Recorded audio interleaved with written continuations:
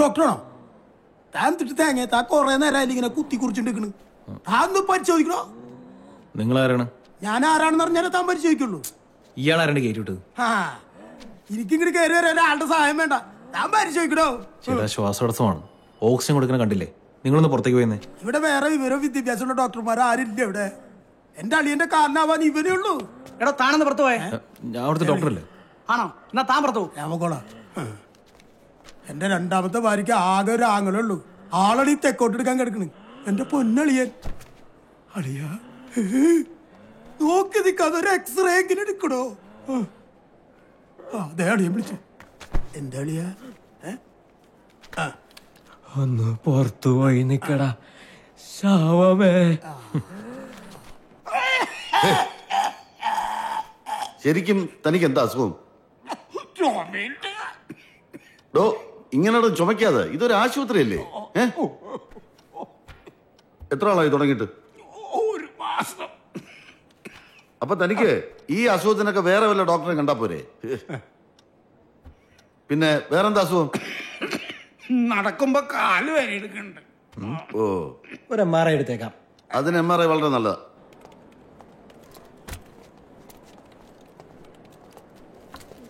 Michael ഒന്ന് വാ. നിനക്ക് കുറച്ച് റെസ്പോൺസിബിലിറ്റിയുടെ കുറവുണ്ട്.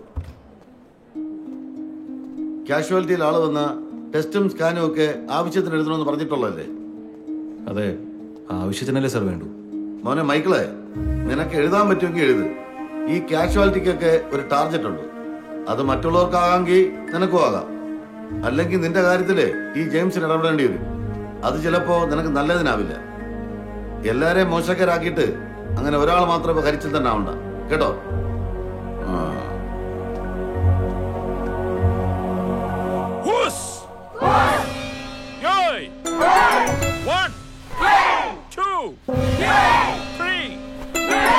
ഒരു കരാട്ടക്കാരൻ എന്ന് പറഞ്ഞാൽ ഒരു കലാകാരൻ കൂടിയാണ്. അവൻ ഒരുവന്റെ ശരീരം മാത്രമല്ല മനസ്സും കീഴടക്കാൻ പറ്റും. കേട്ടിട്ടില്ലേ? Jackie Chan, Bruce Lee, Jet Li, Tony ജാ.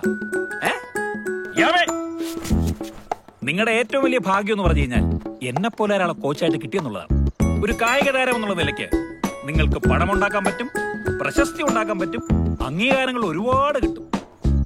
അതിനുള്ള വഴികൾ എന്താണെന്ന് എനിക്കറിയാവുന്നതുകൊണ്ട് മാത്രമാണ് മറ്റുള്ള കോച്ചുകളിൽ നിന്ന് ഞാൻ വ്യത്യസ്തനായിട്ട് മാറുന്നത്. ഇതൊക്കെ അറിഞ്ഞ ചേട്ടൻ എന്താന്നും കിട്ടാഞ്ഞേ? ചേട്ടൻ സാർ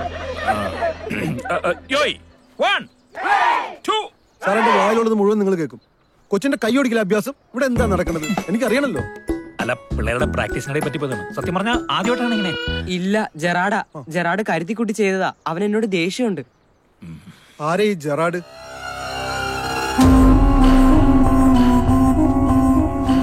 ജെറാഡ് പീറ്റർ. അവന്റെ ഒരു മങ്കി സ്റ്റൈൽ ഹെയർ കട്ടും. എടാ, നിന്നോട് ഞാൻ പല പ്രാവശ്യം പാടി തന്നിട്ടുണ്ട്. പ്രാക്ടീസിനിടയിൽ പേഴ്സണൽ ഡ്രൈവറിൽ പാടില്ല എന്ന് പറഞ്ഞിട്ടില്ല എന്നോട് ഞാൻ. എനിക്കറിയില്ലായിരുന്നു അവന്റെ കൈ തൊട്ടാവടി ഒന്നാണെന്ന്. ഒറ്റ പഞ്ചു വെച്ചാണല്ലേ? അല്ല, മനഃപൂർവ്വം അല്ല. അല്ല മാസ്റ്റർ, ജെറാഡ് ഗേൾസിനോട് മോശമായിട്ട് പെരുമാറാറുണ്ട്. ഗേൾസിന്റെ കൂടെ മത്സരിക്കണം അത്ര. മറിയനോടും റിയനോടും മോശമായിട്ട് സംസാരിക്കാറുണ്ട്. ഫൈനൽ വാർണിംഗ് ആണ്.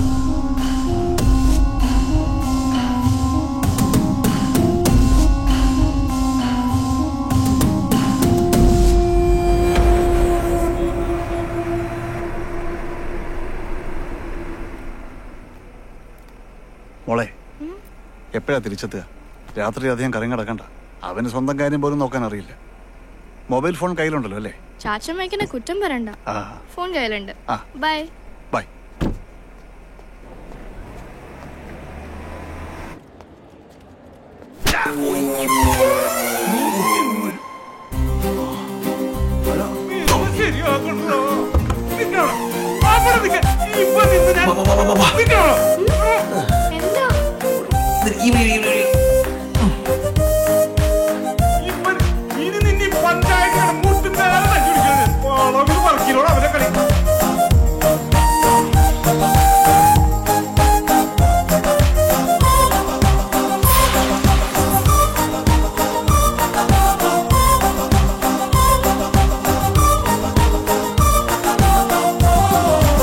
എന്തിനു ഓടിയ? അയാളെന്തിനാ തല്ലിയത്? ഒരു രാഷ്ട്രീയക്കാരൻ ആക്സിഡന്റ് പറ്റി കൊണ്ടുവന്നു. ഒരു ഇഞ്ചക്ഷൻ കൊടുത്ത ആള് പോയി. ഇഞ്ചക്ഷൻ? അയ്യോ, അത് ഇഞ്ചക്ഷൻ കുഴപ്പമില്ല. കാഷ്വാലിറ്റിയിൽ ഇങ്ങനെയൊക്കെയാ. ചില രോഗികളുടെ ബന്ധുക്കൾക്ക് ഡോക്ടർ തല്ലിയൊരു സമാധാനമാവും. ഇത് അണികളാണെന്ന് മാത്രം. ഡോക്ടർ ആവെന്ന് പറഞ്ഞാ റിസ്ക് ആണല്ലേ. എന്തായാലും അടിച്ചാളെ തിരിച്ചടിക്കായിരുന്നു. നമ്മൾ ക്രിസ്ത്യാനികൾ ഒരു കാരണത്തെ അടി കിട്ടിയാൽ മറു കാരണം കാണിക്കണമെന്നല്ല വേദോപദേശം പഠിച്ചിട്ടുള്ളത്. കണ്ണിന് കണ്ണ് പല്ലിന് പല്ലെന്നും വേദോപദേശത്തിൽ പറഞ്ഞിട്ടില്ലേ. ജീസസ് വരെ ചൂടിലെടുത്തിട്ടില്ലേ. ആഹാ, നീ ഉള്ളാലോ. നീ ഇനി അടി മേടിപ്പിക്കും. എന്നാലും അടി വാങ്ങിച്ചിട്ട് ഒളിച്ചിരിക്കുന്ന മോശം. അവരൊക്കെ പോയി. നന്നായി. എന്തിനാ ഇങ്ങനെയൊക്കെ? എങ്ങനെയൊക്കെ? ഡോക്ടർ വന്നില്ലേ ഉള്ളൂ, പഠിച്ചോളും. ലേഡി ആയതുകൊണ്ടൊരു തൊടാതെ വിട്ടത്, അല്ലെങ്കിൽ അടി ഉറപ്പാ. എന്നെ തൊട്ട ഞാൻ കംപ്ലൈന്റ് ചെയ്യും. നമുക്കുമല്ലേ സംഘടനയൊക്കെ. നമ്മൾ എങ്ങനെയൊക്കെ ചികിത്സിച്ചാലും 10% ആൾക്കാരെ കർത്താവ് കൊണ്ടുപോകും. അതിൽ 3% ആൾക്കാരുടെ ബന്ധുക്കള് ഡോക്ടറെ തല്ലിയിട്ട് ഹോസ്പിറ്റലിൽ വിടും. മൈക്കിൾ, ഞാൻ പറഞ്ഞ കാര്യം എന്തായി? എന്ത് കാര്യം? ഡോക്ടർ ഒന്നും മിണ്ടായിരുന്നു.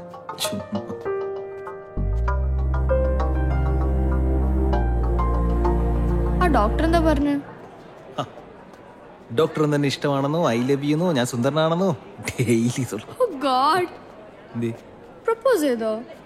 വെൽ, പ്രപ്പോസൽ ഒരു 3-4 പ്രാവശ്യം ഹോസ്പിറ്റലിൽ നടക്കുന്നല്ലേ കുട്ടി. സ്വപ്നത്തിലായിരിക്കും. എന്തായാലും എനിക്കിഷ്ടായി. ശരിക്കും നിനക്ക് ഇഷ്ടപ്പെട്ടോ? എന്നാ നീ ഞാൻ കെട്ടിക്കോ കേട്ടാ. വലിയൊരു ഇഷ്ടം. ഒട്ടും പ്രതീക്ഷിച്ചില്ല. ക്യൂട്ടായിട്ടുണ്ടല്ലോ. ഞാനോ? ഹാപ്പി ബർത്ത്ഡേ അന്ന. ഹായ്. ഓ, ഇതൊക്കെ എന്തിനാ കൊണ്ടുവന്നേ? അതാണ് അന്ന. എന്റെ സ്വപ്നവും പ്രതീക്ഷയും എന്റെ ലൈഫും. കഴിഞ്ഞ 3 വർഷമായി ഞങ്ങൾ പ്രണയത്തിലാണ്. മൈക്കിന് ഗേൾഫ്രണ്ട് ഉണ്ടെന്ന് പറഞ്ഞിട്ടില്ലല്ലോ. എന്നെ കുറിച്ച് നീ എന്തൊക്കെ മനസ്സിലാക്കാനിരിക്കുന്നു? എനിക്കിഷ്ടായില്ല. ജസ്റ്റ് അസൂയ. നിങ്ങളുടെ മാരേജിനെ കണ്ടിരുന്നു. ഹായ്. ഹായ്. ഒരു മിനിറ്റ്. കാര്യമാണ്. ഹേയ്. ഹായ്. ഇത് അറിയാം. Jennifer.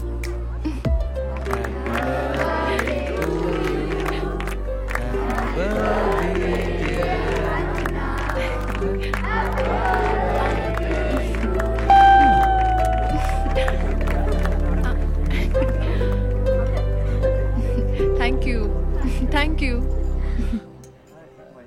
Will you marry me? Anna, will you marry me?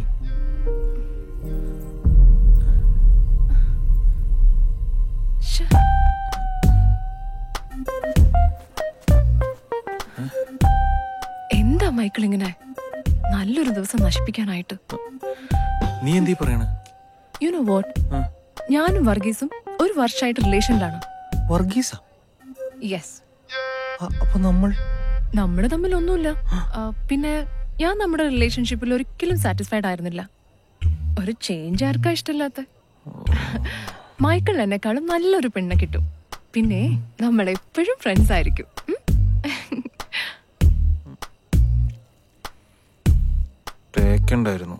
അത് പിന്നെ തടിച്ച പോകുന്നേ.